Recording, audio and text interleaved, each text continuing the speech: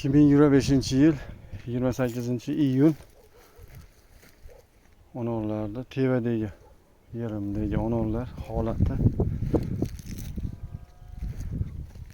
5 kun burun video qilib ketgandim.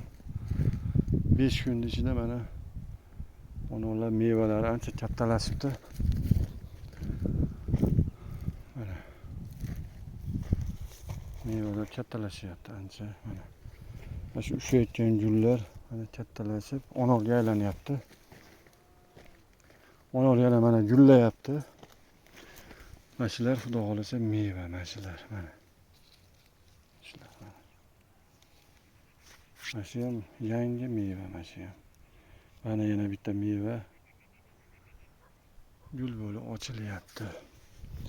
Mana yana yangi mevalar.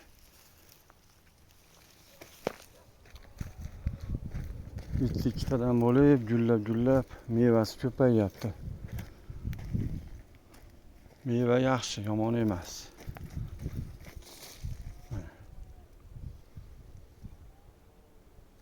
Endi bunga dori bilan suvni vaqtida yetkazib berish kerak.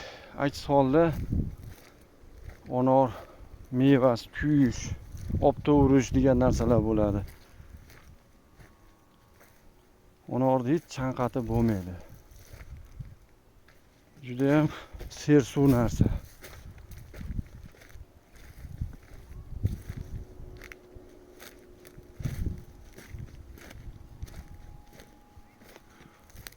Ba'zi onorlarda mana meva kam. Yo'q bas endi, bor. Lekin ozroq. Mana. Ozroq. Ularda ham suvini, o'g'itini yana berilaversa, kundan kunga meva ushab, xudo xolasa mevasi ko'payaveradi. Mana yangi gullar mana. Gullayapti yangi mana. Bitta ikkitadan ushayapti gullab.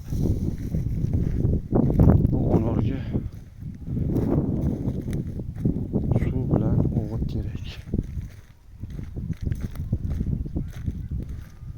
Turgan joyim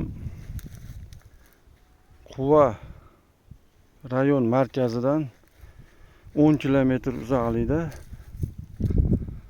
150 metr chamasi balandlikda turibman. Quva markazidan Adir joy Onor savxoz yer bog'lari endi. Eski Onor savxoz onorchilik savxozini bog'lari bo'ladi.